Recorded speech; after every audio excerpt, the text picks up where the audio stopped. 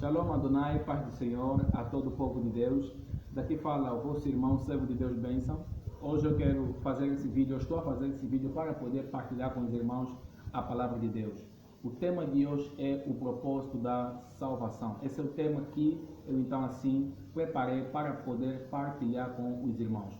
Mas antes de partilhar a palavra de Deus, em primeiro lugar eu queria agradecer ao Ministério de Dança Nova Aliança, que me concedeu então assim, essa oportunidade para partilhar com a igreja, com o povo de Deus, com o corpo de Cristo, a palavra do Senhor. Hoje nós queremos falar sobre o propósito da salvação. E queremos abrir um texto, que vai nos nortear neste momento de partilha da palavra. Vamos abrir o livro de Atos, capítulo 17, versículo 30 e versículo 31. Se você puder, abra a tua Bíblia para poder então assim acompanhar a palavra de Deus.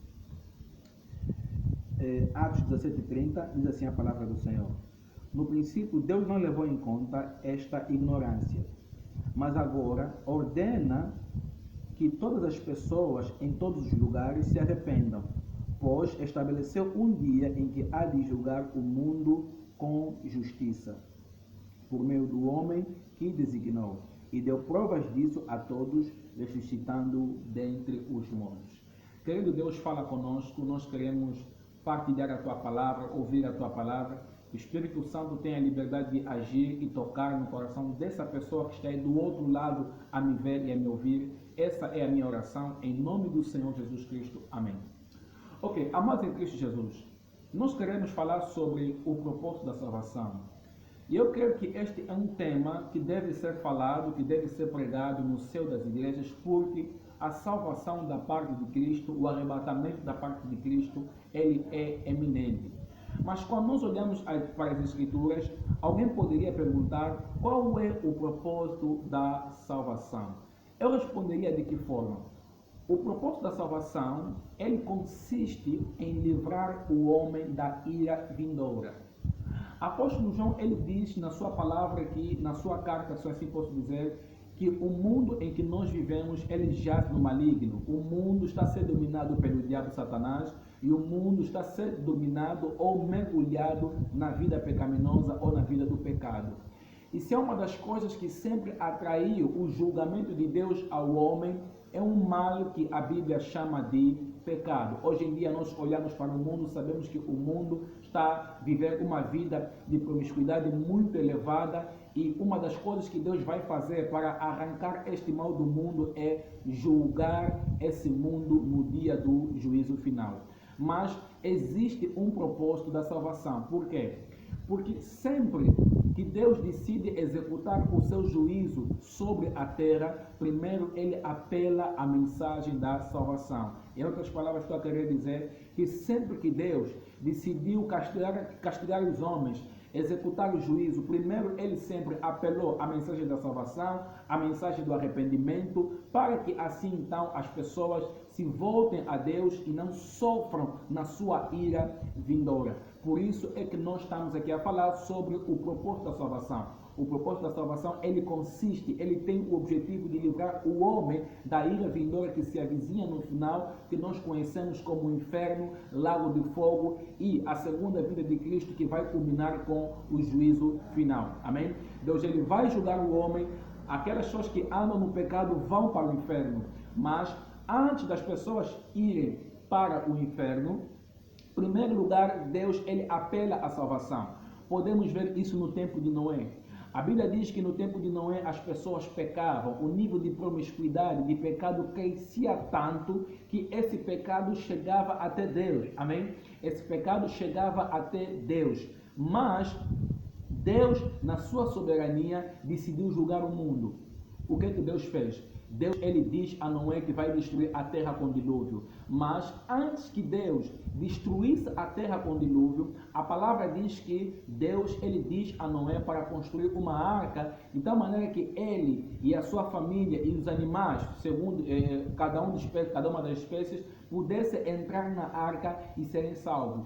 Vejamos que antes que Deus fizesse o dilúvio descer ou cair sobre a terra para destruir a humanidade, para matar o homem, primeiro Deus reserva uma arca, manda Noé fazer uma arca para que ele entre na arca de tal maneira que ele possa se salvar, não só ele e também a sua família. Podemos também ver esse fenômeno no tempo de no tempo de Ló. A Bíblia diz que em Sodoma e Gomorra as pessoas pecavam muito. O homossexualismo era um dos pecados muito mais evidentes naquela época. E isso não agradou a Deus. Deus decidiu destruir aquela terra com fogo e enxofre.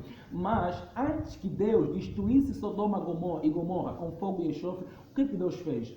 Deus, ele apela a mensagem da salvação a Noé e a sua família, e dizendo o seguinte, que saia dessa cidade, porque eu vou destruir esta cidade por causa dos seus pecados. Então, tão logo que Noé saísse da cidade, ou tão logo que Noé saiu da cidade, Deus destruiu aquela terra. Por isso eu dizia, sempre que Deus decide julgar um povo, destruir um povo, primeiro ele apela a mensagem da salvação, para que essas pessoas não sofram com a ira de Deus, não sofram com o castigo de Deus.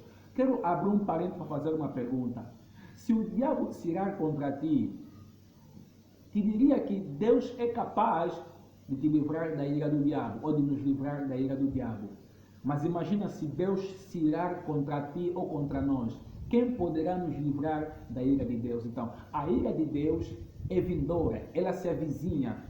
O inferno, a condenação não é uma ameaça. O inferno é uma promessa. E Deus, sempre que Ele promete, Ele cumpre. A Bíblia, ela mostra e prova isso. Sempre que Deus promete uma coisa, Ele cumpre. E se nós olharmos nos evangelhos, Jesus falou muito mais do inferno em relação ao céu. Jesus deu muito mais detalhes sobre o inferno em relação ao céu. Então, a condenação, o julgamento final é algo que se avizinha, é algo que vem, é algo que vai acontecer, é uma realidade. Mas, conforme nós lemos nas Escrituras, no versículo 30 de Atos capítulo 17, a Bíblia diz que Deus, ele ordena as pessoas que se arrependam, que se voltem para Ele, porque chegará um dia que Deus vai exercer o seu juízo sobre a terra. E me lembro as palavras de Jesus: o Filho do Homem não veio para julgar o mundo, mas ele veio para salvar. Jesus, ele veio para nos salvar da ira vindoura. Por isso, a Bíblia diz que aquele que crê no Filho tem a vida eterna, mas aquele que não crê já está condenado. Primeiro, Deus, ele nos apela à paz, ele nos mostra a mensagem da paz, ele nos mostra a mensagem do arrependimento. Se alguém abraçar essa mensagem assim como Noé abraçou, essa pessoa será salva, assim como Noé foi salvo. Se alguém abraçar essa mensagem da salvação, assim como Ló abraçou, essa pessoa será salva, assim como Ló foi salvo. Amado em Cristo Jesus, Deus, ele vai julgar o mundo, mas antes que ele julgue o mundo, a palavra que ele tem para ti é: arrependa-te, abandone os maus caminhos, e Deus será capaz, Deus é capaz de perdoar todos os teus pecados. Aquilo que você já fez no passado não importa. A Bíblia diz assim que, Atos 3:9, arrependei-vos dos vossos pecados, para que eles sejam apagados. Então, quando existe o arrependimento, Deus, ele apaga os pecados do seu povo. Deus, ele apaga os pecados do homem. Então, meu irmão, você que me escuta, você que reconhece que tem andado nos maus caminhos, amado em Cristo Jesus, você que está aí do outro lado a me ouvir, meu irmão, minha irmã, é tempo de voltarmos para Deus. É tempo de pararmos de brincar de cristianismo. É tempo de nos arrependermos e seguirmos o caminho do Senhor. Pois só aqueles que perseverarem na palavra, só aqueles que perseverarem no caminho de Deus é que poderão ser salvos. Amém? Então, conforme eu dizia para finalizar, o propósito da salvação de Deus consiste em nos livrar do inferno, em nos livrar do lago de fogo, onde muitos estão a caminhar para lá. Deus não quer que você vá para lá. Por isso, Ele diz que todas as pessoas se arrependam, para que venham a encontrar a salvação. Que Deus possa abençoar rica e poderosamente a tua vida, que você possa refletir nessa mensagem que você ouviu. Em nome de Jesus, amém.